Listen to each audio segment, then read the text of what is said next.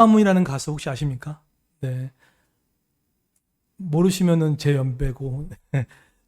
조화문이라는 가수, 내 아픔을 아시는 당신께. 찾아봤더니 저 노래가 거의 70년, 80년도에 가장 인기가 엄청 많았던 곡인데, 이 조화문이라는 이 가수가 저 노래를 대중가요로 만들었긴 했지만, 알고 봤더니 CCM 내용이었더라고요.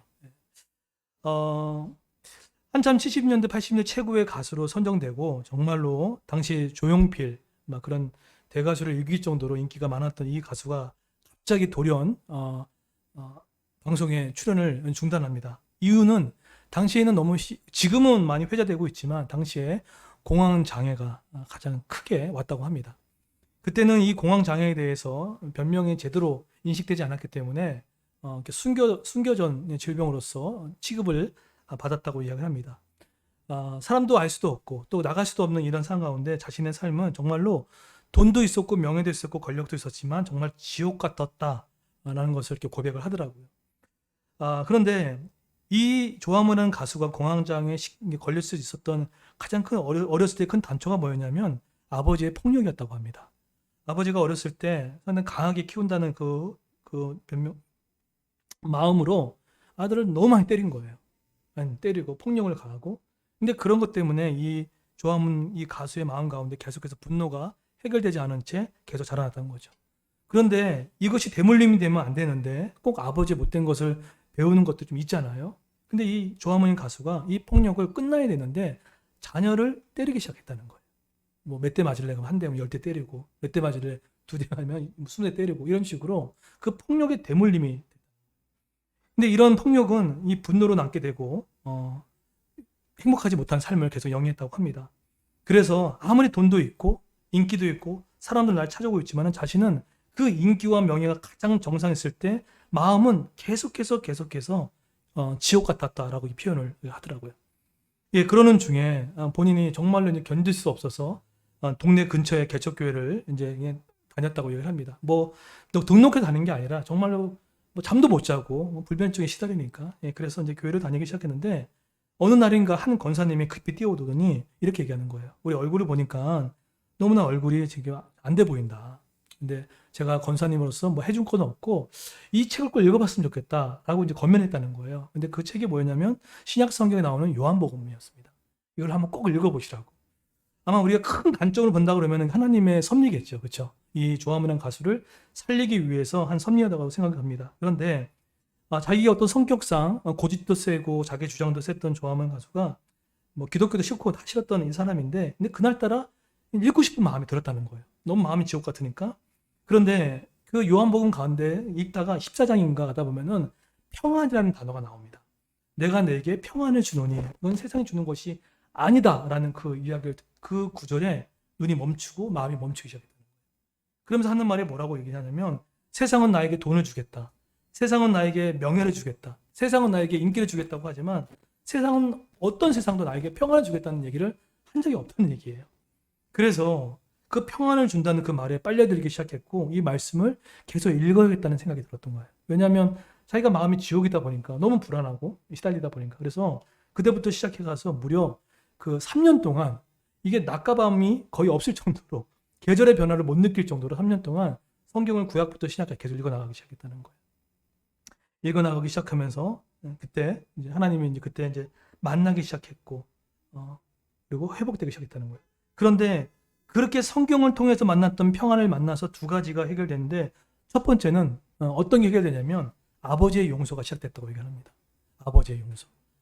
아버지를 용서할 수가 없었는데 하나님의 사랑 안에 또 하나님의 어떤 은혜를 받고 나다 보니까 그 아버지도 내 나이 때 이렇게 했겠구나. 그 아버지도 나 때문에 좀 힘들었을 수도 있었겠구나 하면서 자기가 용서한 건 아니라고 생각이 들더라고요. 근데 하나님의 사랑이 부은 바 되어가지고 아버지를 용서하기 시작을 했다는 거예요. 이게 첫 번째 축복이라고 얘기하더라고요. 그 다음에 두 번째 축복은 뭐냐면 하나님이 그 성경을 읽는 중에 뚜렷하게 음성을 주셨다고 해요. 그 음성이 뭐냐면 자기는 이제 하나님 만나다 보니까 이제부터 뭔가 하나님을 위해서 열심히 살고 싶고 뭔가 일을 해야 될 줄 알았대요. 그런데 하나님께서 그 조화문 가수 귀에다가 속삭이듯이 이렇게 하겠다는 거예요. 너가 아무것도 안 해도 네가 하든 안 하든 난 너를 있는 그대로 사랑한다라는 그 음성을 듣고 나서 펑펑 울었다고 이야기하더라고요. 어떻게 보면 조화문 가수가 들었던 있는 그대로 사랑한다. 이것은 어느 종교에서 없어요. 있는 그대로 사랑한다. 어느 세상과 직업도 없습니다. 있는 그대로 사랑한다. 이것은 이 무조건적인 용납과 수용은 기독교의 은혜의 관점이죠. 이것을 받고 나서 자기가 변화됐다고 얘기를 합니다. 존재로서도 내가 사랑을 받을 수 있구나라고 얘기를 합니다. 그러면서 이제 이분이 두 가지 축복을 얻었다고 이야기를 하면서 그 방청객들한테 한 가지 당부하다시피 한 가지 딱 있더라고요. 그게 뭐냐면 용서하라는 거예요. 자기는 성경을 66권을 읽으면서 가장 아름다운 단어를 하나 꼽으라면 사랑인 줄 알았는데 이게 용서라는 얘기를 하는 거예요. 내가 누군가를 용서하지 않으니까 모든 것이 자꾸 이렇게 얽어매고 있고 뭐가 자꾸 묶여있는 듯한 느낌을 받는다는 이야기를 합니다. 그런데 성령이 나에게 찾아와 주셨고 평안을 누리고 나니까 그 아버지를 용서하니까 정말 거짓말처럼 그때부터 공황장애가 조금 더 회복이 되기 시작하고 밤맛이 돌기 시작하고 밤에 잠을 자기 시작하는 그 일이 너무 순식간에 일어났다는 이야기를 합니다. 결국은 이 조화문 가수 안에 텅 빈 자리는 바로 아버지의 폭력으로 인하여서 정말로 이 분노에 가득 찼던 그 마음 가운데 하나님께서 일방적으로 찾아와 주셔서 너 사랑한다고 그리고 부어주시고 있는 그대로 사랑해 주시고 되어서 지금은 이제는 나이가 이제 65세 정도 되셨더라고요. 근데 지금은 하나님은 이제 언제든 다시 한번 쓰시면 마음대로 쓰임 받을 수 있게끔 이렇게 내놓겠다라고 이렇게 하면서 정말 너무 자유롭게 하면서 같은 아픔을 겪고 있는 분들을 위해서 지금 이제 살아가고 있다고 얘기하더라고요. 근데 그분 다니는 교회 장로님이 최수종 씨더라고요. 보니까. 네, 그래서 지금 동일한 그 연예인들 아픔을 겪고 있는 분들을 도와주는 일들을 지금 사명을 갖고 하고 있다라는 얘기를 듣게 되었습니다. 온라인과 현장에서도 조화문 가수처럼 내가 인지하지 못한 텅 빈 마음이 우리 안에 있을 수 있습니다. 그리고 나는 그 텅 빈 마음이 대체 무엇 때문에 일어난지도 모르고 살아가는 분도 있습니다. 그런데 이 텅 빈 마음이 내가 무엇인지를 아는 게 중요하고 그러면 그것을 어떻게 해결할지 오늘 삭개오라는 인물을 통해서 오늘 그 해결점을 좀 발견했으면 좋겠습니다. 자, 오늘 1절 한번 보십시오. 1절 한번. 네, 우리 2절 한번 읽어볼까요? 오늘 삭개오를 통해서 여러분의 텅 빈 마음을 발견해 보십시오. 그리고 해결점이 무엇인지 발견하십시오. 자, 2절 읽겠습니다. 시작. 자가 있으니 세리장이요 또한 부자라. 네, 여러분 삭개오라는 이름 뜻 혹시 아십니까? 삭개오라는 이름은 상당히 멋있는 이름을 갖고 있어요. 의로운 사람이라는 뜻이에요. 그리고 청결한 사람이라는 뜻을 가지고 있습니다. 그러니까 이름은 너무 멋있잖아요, 그렇죠? 그런데 그의 직업은 그 반대예요. 이게 뭐죠? 세리장입니다. 말 그대로 세금 징수원인데 그 지방에 아주 힘이 있고 권력을 쥐고 있는 권력과 야합해서 돈을 막 뭐죠? 이렇게 착취하는 그런 누구죠? 이게 바로 세리장이었습니다. 그러니까 이름은 멋있는데 마치 우리가 그리스도인이지만 내 현실은 그렇게 살지 못하는 것들 갈등이 있는 것처럼 삭개오도 자신의 이름은 의롭고 청결한 사람의 이름을 뜻을 갖고 있지만 먹고 살기 위해서 그렇게 살 수 없는 삭개오의 모습이 있었어요. 우리도 매일 갈등하잖아요, 그렇죠? 이게 삭개오입니다. 삭개오의 두 번째 핸디캡이 뭐냐면 키가 작다는 거예요. 키가 작다. 정말 유명할 정도 키가 작았다라고 이야기를 합니다. 키가 정말 작았어요. 그게 어떻게 보면은 삭개오의 인생 가운데도 아마 어려움이 있지 않았을까. 아마 우리 자녀를 키우신 분들 아시겠지만 아이가 커야 할 때 크지 않으면 부모님이 이렇게 마음에 안타깝잖아요. 그렇죠? 그래서 막 성장판 약도 먹이고 할 때가 있는데 삭개오도 그랬다는 거예요. 그리고 키가 작고 세리장은 결국은 이 세리장이라는 결국은 뭐를 또 상징할 수 있냐면 당시 로마 제국이 효과적으로 세금의 정책을 피하기 위해서 썼던 그 속국 주민들을 사용했던 거예요. 그렇기 때문에 이 사람 옆에 사람이 있었을까요? 없었을까요? 사람이 있을 리가 만무한 거죠. 그러니까 이 삭개오는 세 가지의 삼중 고통이 있는 거예요. 첫 번째 뭡니까? 자신의 이름은 의로웠지만 의롭게 살 수 없는 현실의 너무 어려움, 갈등.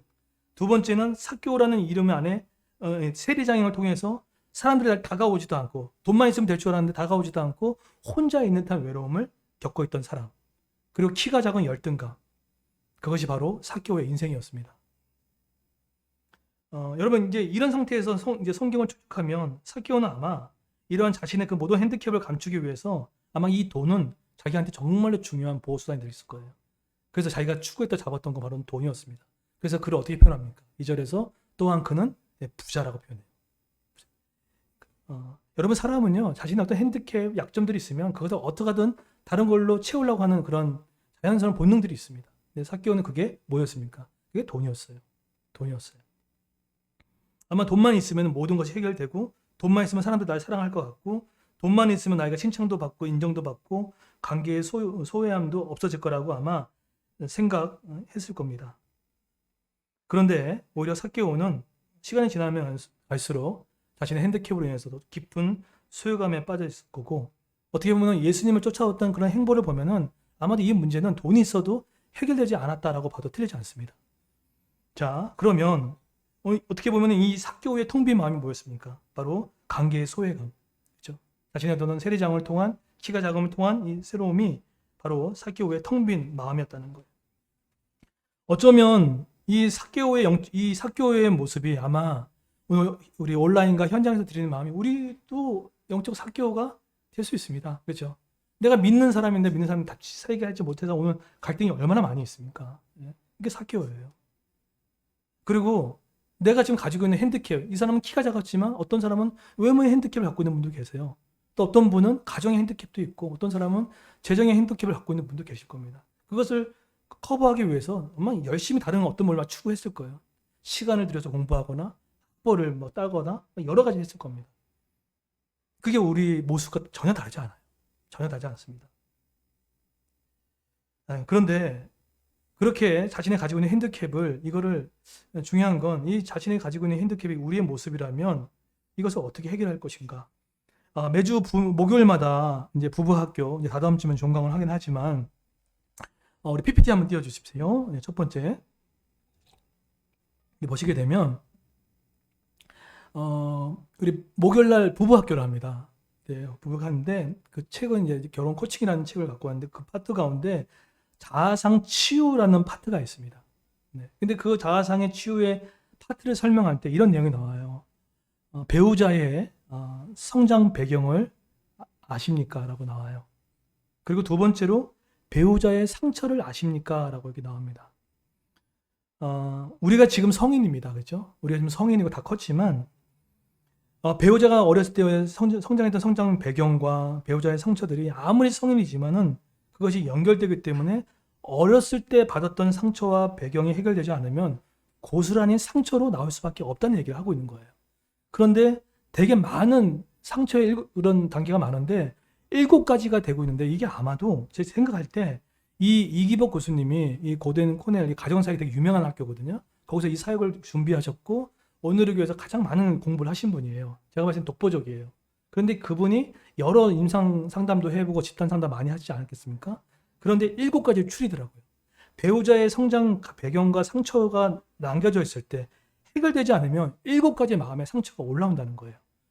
여러분 7가지 여러분 몇 개나 들어가시는지 보십시오. 첫 번째입니다. 첫 번째는 뭐냐면 거절감이라는 거예요. 거절감. 이 거절감 다른 표현을 하면 사랑받지 못한 목마름. 이게 거절감이에요. 자, 한번 손가락 꼽아 보십시오. 두 번째입니다. 두 번째는 열등감이라는 거예요. 열등감. 이것은 낮은 자존감이에요. 내가 어디 가도 내가 존귀하다 들어본 적도 없고 너가 예쁘다라는 들어보지 못하고 너 잘하고 있다는 소리를 듣지 못한 거죠. 이게 두 번째 열등감이에요. 그리고 세 번째는 뭘까요? 이 두려움입니다. 두려움. 그러니까 뭘 해도 자꾸 두려운 거예요. 그리고 갑자기 막 이게 프리즘이라고 하죠. 막 얼어붙는 거예요. 어떤 사건을 듣고 작은 일인데 저도 가끔 올 때가 있어요. 근데 갑자기 얼어버려요. 이렇게 몸이. 그리고 실패에 대한 두려움이 생기고. 그런 두려움들. 어깨가 막 뭐죠? 굳어지는 듯한 느낌 받는 이 두려움. 그리고 네 번째가 뭐가 있냐면 분노. 평상시엔 드러나지 않는데 어떤 뭐의 트리거가 딱 생기면 그냥 이성이 통제가 안 되는 거예요. 막 폭발해 버리는 거예요. 그런 트리거. 분노죠. 그리고 다섯 번째는 뭐냐면 완벽주의. 이따가 살펴보겠지만 이 완벽주의가 상당히 많아요. 완벽주의. 그리고 죄책감. 모든 문제를 자기가 탓하는 거예요. 이건 내 문제다. 내가 잘못해서 그렇지. 죄책감. 그리고 불신감. 다른 사람 믿지 못하는 거야. 부탁도 못하고 믿지도 못하고. 근데 그러니까 결국 보면 배우자의 성장 배경을 통해서 배우자의 상처를 이렇게 보면 이것이 해결이 안 되면 이 7가지 더 많지만 7가지의 형태로 곳곳마다 나올 수 있다는 거예요. 여러분 이것이 해결이 안 되면 내가 지금 성인이 돼도 이것이 고스란히 자녀들에게 흘러갈 때가 있고 아직도 그것이 사회생활 하는데도 고스란히 그것이 연결하게 돼 있습니다. 그래서 오늘 첫 번째 뭡니까? 그래서 나의 텅 빈 마음이 무엇인지를 찾아내셔야 돼요. 그게 너무 중요해요. 사개오의 결핍이 뭐였죠? 사개오의 결핍은 외모, 그죠? 키, 그 다음에 자신의 어떤 관계 소외감, 그런 결핍이 해결되지 않은 채 계속 돈으로 갔지만 해결되지 않았어요. 근데 여러분, 이 7가지 중에 저는 이 오늘의 교회의 이기복 목사님, 여자 목사님이신데 완벽주의에 대한 설명을 너무 잘해놓은 것 같아요. 완벽주의를 이렇게 합니다. 저도 많이 참 공감이 되는데 완벽주의 이렇게 합니다. 완벽주의는 우리의 삶의 행복과 만족을 빼앗는 가장 나쁜 못된 주범입니다라고 표현합니다. 그래서 이 완벽주의는 이상주의 같아서 현재의 만족을 못 누린다는 거예요. 그래서 끝없이 계속 높은 기준을 세우는 거예요. 끝없이 높은 기준. 이 일 끝나면 또 높은 기준. 열심히 사는 건 중요하지만 높은 기준을 세워서 지금의 현실을 감사하며 누리지를 못하는 거예요. 그런 이런 사람들의 특징이 뭐냐면 어렸을 때 부모를 기쁘게 해드려도 인정받지 못했던 어렸을 때의 과정이 있는 겁니다. 저도 사회생활 할 때도 마찬가지예요. 저는 열심히 했거든요. 열심히 해서 보고서 작성하고 열심히 해가지고 프로젝트 다 준비하고 했는데 제가 가서 나갔을 때 딱 한마디 듣고 싶었어요. 너 좀 잘했다. 그 한마디면 되는데 그 한마디를 안 해줘요. 진짜 목이 마르더라고요. 사람이 이렇게 목이 마르니까 제가 뭐 하는지 아십니까? 이렇게 무립을 지우게 되면 거기서 욕을 하고 있어요. 모여서 뭐 욕을 해요. 근데 그 마음은 얘기 안 하죠. 나를 인정해서 아는 건데 그 얘기는 못 하고 옆에서 모여가지고 뭐야 저래? 막 이 저래? 막 이렇게. 근데 그때 몰랐어요.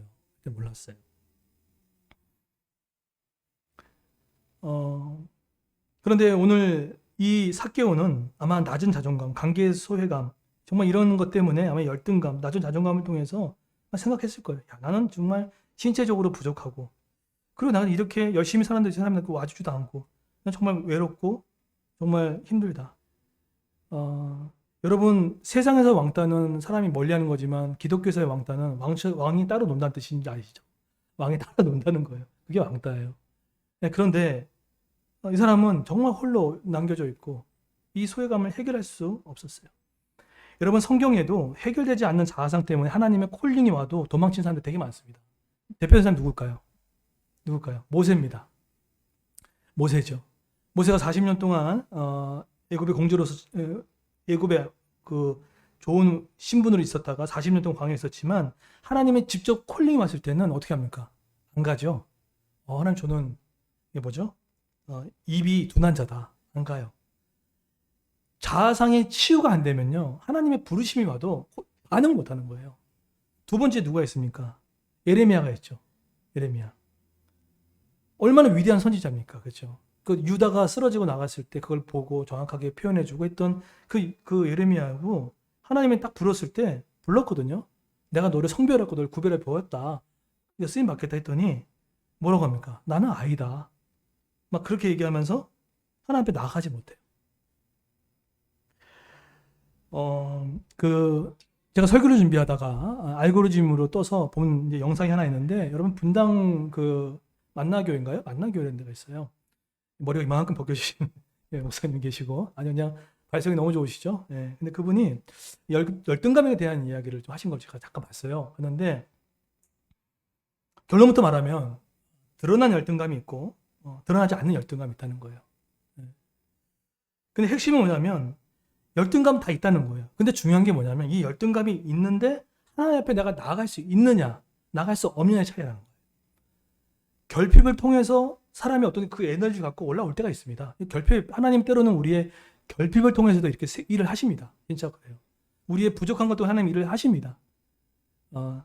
그런데 중요한 핵심은 뭐냐면 이런 것들이 하나님 앞에 내가 열등감이 있는데 하나님 앞에 나와서 그것을 해결받으려는 노력이 있을 때는 그것은 치유될 수 있다는 거예요.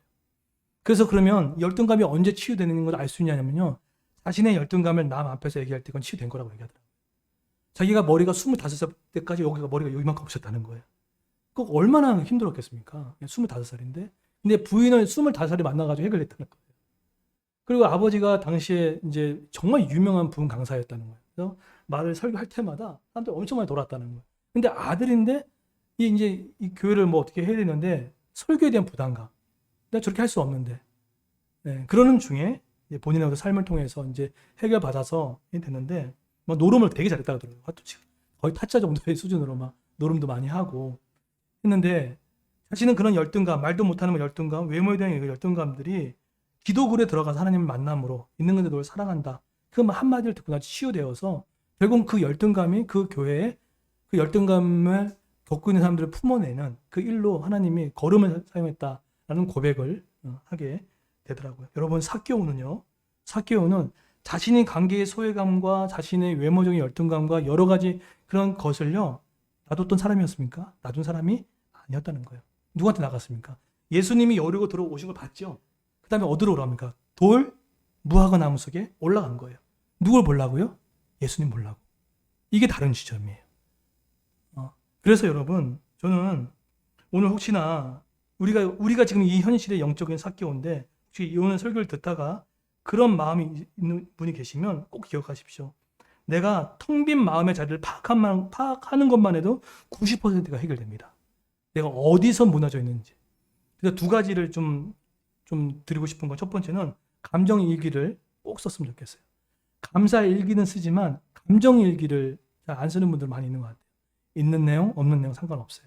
나만 보면 되니까. 그래서 내가 어느 감정에서 자꾸 무너지고 어느 감정에서 슬픔을 겪고 있는지 어느 부분에서 내가 분노를 하고 있는지에 대해서 감정 일기를 하다 보면 이 7가지 안에서 걸려가는 것들이 있을 겁니다.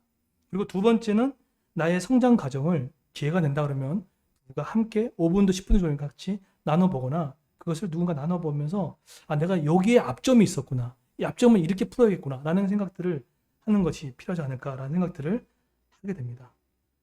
삭개오 관계의 소외감과 열등 가운데 자신의 텅 빈 자리를 알았어요. 돈으로 해결이 안 되는구나. 결국 돌 무화과 나무에 올라가면 말미암아 텅 빈 자리를 찾고 예수님을 만나는 그런 모습을 통해서 그의 어려움을 발견하게 되고 회복하게 됩니다. 자, 두 번째 한번 볼까요? 두 번째 한번 띄워주십시오. 자, 같은 말이겠지만 같이 한번 읽어볼까요? 시작. 나의 텅 빈 마음에 주님이 있어야 합니다. 네, 키 작은 열등감, 세리장으로 통한 관계적인 소외감, 또 더 큰 문제는 이것이 돈으로 해결할 수 없었다는 것. 이것이 삭개오에게는 정말 어려웠을 겁니다. 그런데 여리고 근처에 예수님이 마을 근처에 왔다는 소식을 듣고 어떻게 하든 절박한 마음을 갖고 그분을 만나기 위해서 나무 위에까지 올라갑니다. 여러분들 이것이 유대 문화상으로 참 쉽지 않은 거예요. 여러분 당시 유대인들이 입었던 옷이 어떤 옷입니까?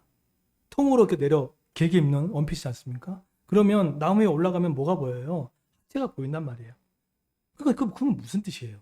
그것도 생각하지 않고 결국은 이 문제를 내가 풀지 않고 하나님 앞에 해결하겠다는 그 마음이 아니면 그 수치와 그 창피함을 무릅쓰고 못 올라가요. 근데 지금 유대사의 그런 문화를 거꾸로 올라갈 정도로 하면서 그 나무에 올라가서 이거는 정말 예수님 만나야겠다는 마음을 갖고 갔던 거예요. 그런데 그렇게 달려갔던 그 삭개오에게는 두 가지 장애가 있었습니다. 성경에 보실까요? 두 가지 장애가 뭐였냐면 한번 띄워주십시오. 성경 볼까요? 자, 1절, 5절을 보세요. 5절. 네. 여기 없는데 두 가지입니다. 한 가지는 사람이 많아서 볼 수 없다고 표현이 나오고요. 네, 그게 삭개오의 외적 환경이었어요. 외적 환경. 사람의 인파가 너무 많아가지고 예수님 다가갈 수 없는 외적 장애였습니다. 그리고 두 번째 장애는 뭐였습니까? 키가 작다는 거예요. 이게 두 가지의 어떤 장애가 있었어요. 그럼에도 불구하고 나무에 올라가서 예수님께 나가는 그런 간절함, 절박함이 있었죠. 그런데 이런 절박한 마음 가운데 예수님이 했던 말을 꼭 기억하십시오. 그게 오늘 둘째 포인트입니다. 만약에 나무에 올라갔던 삭개오에게 이렇게 얘기했다 그러면은 아마 삭개오가 변화됐을까요? 야, 삭개오야, 너 먼저 이제 나 만나려면 구제해라. 너 뭐 열심히 사역해라. 또는 삭개오 보고 내가 명예를 주겠다, 복지를 주겠다라고 하지 않았어요. 예수님 딱 한마디 하시죠. 뭐죠? 뭐라고 얘기합니까? 내 집에 머물겠다고 표현해요. 그러니까 예수님이 그냥 정확하게 알았다는 거예요. 지금 누구죠? 삭개오의 텅 빈 마음이 뭔지를 명확히 아는 거예요. 삭개오는 돈이 문제가 아니었어요.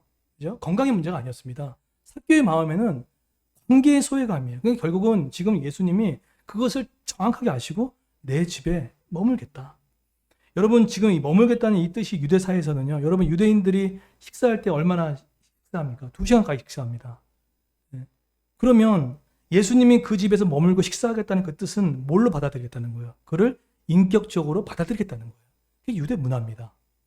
결국 그러면 지금 예수님이 지금 이 삭개오를 어떻게 받아들인 거예요? 조건으로 너가 지금 돈이 많아서 받아들인 것도 아니고, 그죠? 또 그 어떠함도 없이 그냥 수용과 용납으로 내 집에 머물겠다. 이게 뭡니까? 주님의 무조건 있는 그들의 사랑으로 그 텅 빈 마음을 채워주셨다는 거예요. 여러분 그 아까 전에 제가 7가지 그 상처 가운데 가장 신적인 영역이 필요한 영역이 그 상처가 어떤 건지 아십니까? 제가 그 책을 보다가 은혜가 됐는데 7가지 상처 중에 가장 신적인 영역, 하나님의 은혜가 가장 필요한 영역이 어딜까요? 나머지는 옆에서 배우자들이 칭찬해주면 돼요. 힘내십시오. 잘하고 있다. 격려 칭찬하면 되는데 7가지 중에 가장 신적인 영역, 하나님의 영역이 가장 필요한 게 뭐냐면 거절감입니다.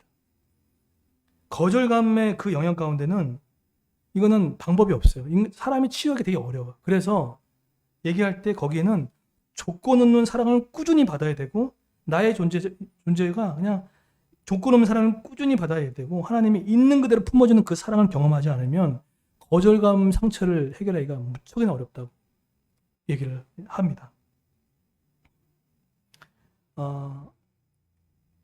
제가 지난주 화요일 날 이제 우리 시찰에 이제 모임이 이제 있어서 강원도 속초로 당일치기로 이제 야유회를 좀 갔다 왔습니다.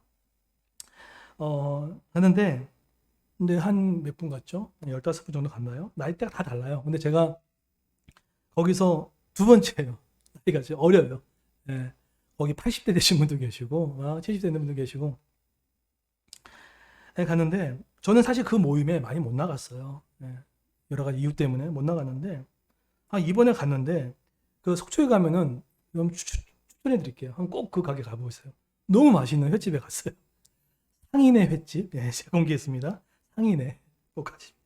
근데 갔는데 목사님 같이 이제 그 한 테이블에 이렇게 앉았는데 저도 이제 우리 진초했어요. 나이가 똑같잖아요. 근데 내년 이제 50이 되는데 제가 이렇게 앉았는데 제 밥을 먹을 때 그 가재미잖아요. 가재미를 젓가락으로 잡아 저한테 올려주는 거예요. 먹으라고. 마치 뭐 꼬마 아이한테 밥을 먹는 것처럼 목사님 이제 드셔보세요. 그래서 또 먹고 있는데 또 밥그릇 위에다가 또 가재미를 또 올려주시는 거예요. 그러다가 계속 주시더라고요. 그래서 야, 이 사람이 희한하다. 근데 옆에 있는 80대시는 어떤 머리 하얀 목사님 계시거든요. 근데 그분은 이제 남아있는 회에 있어요. 아주 맛있는 회. 엄청 비싼 건데 그것도 저한테 문목사 많이 먹어 하면서 하고 회도 갖다 주시고 또 옆에 있는 은퇴 사모님도 뭐 더덕인가요? 뭐죠? 굴 무침인가요?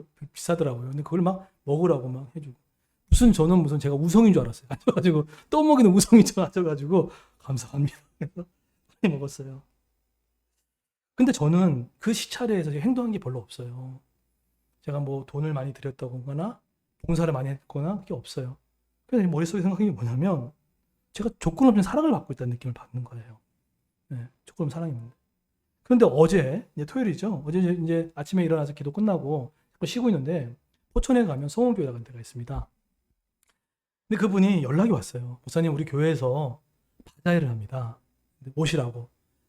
그래서 이제 토요일 날은 제가 웬만하면 안 움직이거든요. 사실 토요일 날은 이제 제가 수련회도 준비하고 그런 시간이고 이제 하는데 되게 간곡하게 이제 부탁하셔가지고 갔어요. 갔는데 아마 그 포천의 제일 큰 교회예요. 포천의 제일 큰 교회인데 왜 불렀냐고 봤더니 이번에 속초 내려갔을 때 요즘에 그 김치 되게 비싸잖아요, 그렇죠? 뭐 거의 저희도 사 먹는데 뭐 한 2배 뛰었더라고요.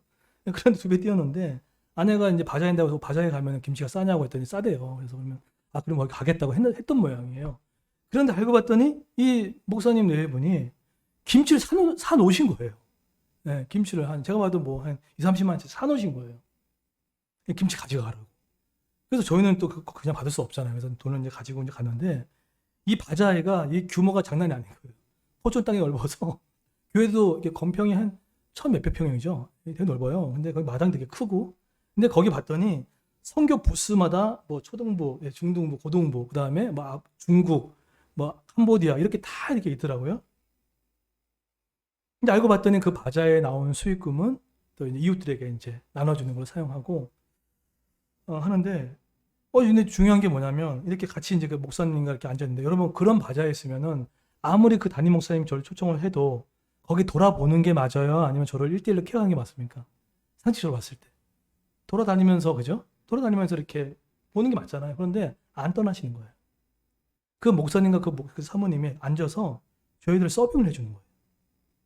그러면서 저희들한테 앉아있는데 돈도 안 냈는데 가서 막 떡볶이도 갖다 주시고 부침개도 갖다 주시고 추러스도 갖다 주시고 우동 제가 우리 지금 가족들 지금 다이어트 나가서 먹으면 안 되는데 지금 갖다 주시는 거예요. 그런데 이걸로 끝나잖아요. 사모님이 앉아있지 않고 10살 더 많으신데 계속 움직이시는 거예요. 뭔 덧발을 모르겠더라고요. 대부분 많은 교회에 가게 되면 누굴 섬기면 뭐 돈을 이렇게 후원을 하거나 아니면 이렇게 관계를 맺으면 그 딱 하고 이렇게 헤어집니다. 요식해야 합니다. 그런데 마음이 전해지는 거예요. 근데 이 목사님의 사역이 너무 귀한 거예요. 거기는 포천에는 그 근로자들이 많이 오잖아요. 중국인들이 대거 100명이 왔는데 그 중에 돈이 없어서 수술을 받지 못한 아이들이 있었대요. 눈이죠, 눈. 그런 사람들을 목사님 교회에서 한 사람당 하려면은 3천만 원, 4천만 원 된다는 거예요.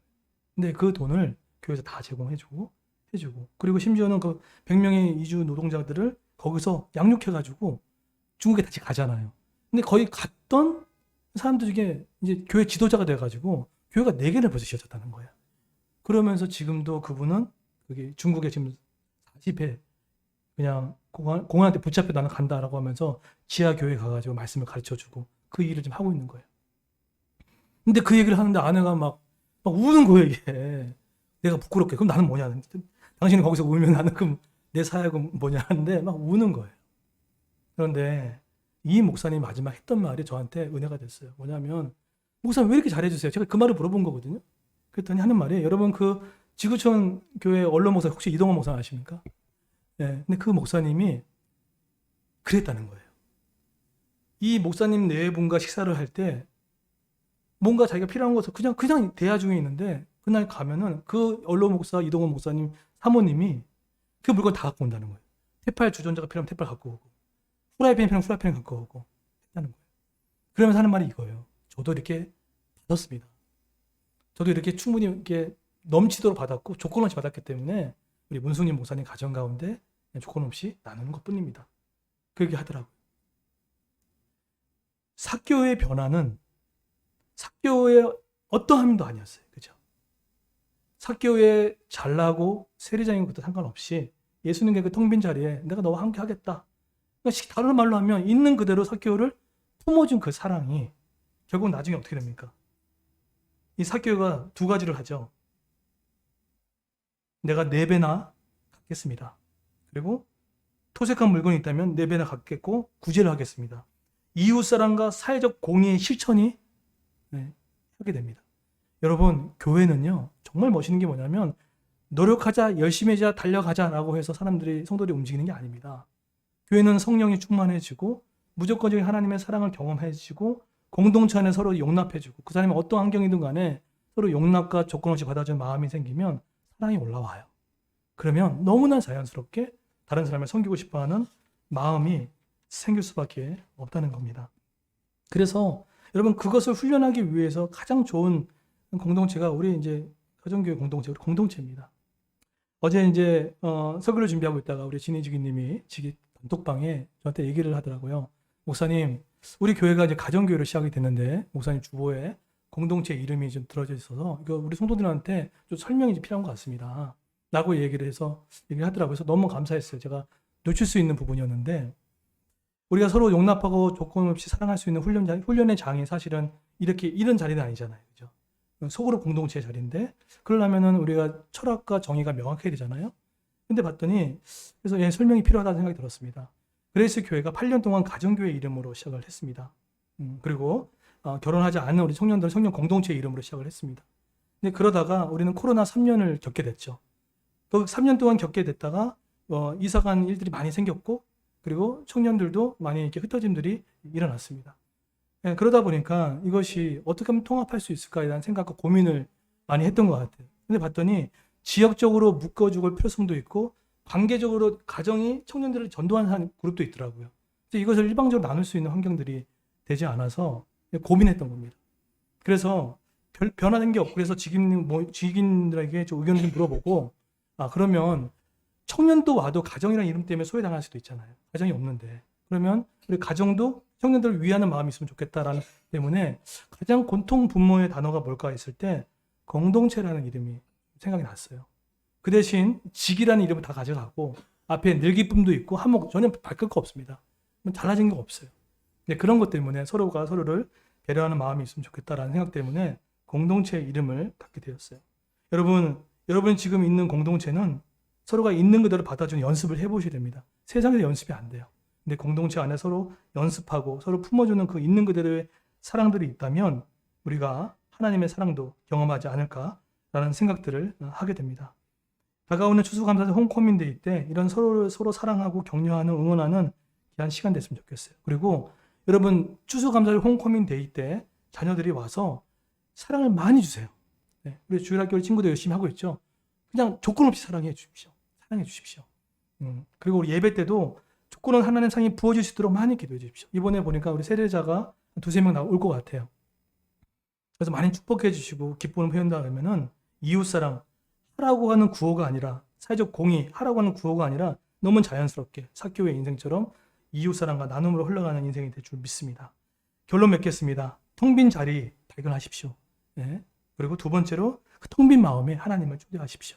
있는 그대로 하나님을 초대했을 때 하나님께서 우리 마음을 고치시고 회복시켜서 지금보다 더 행복한 어떤 모습과 미래가 충만할 줄 믿습니다. 그런 은혜가 있는 저와 여러분 되기를 예수의 이름으로 축원드리겠습니다.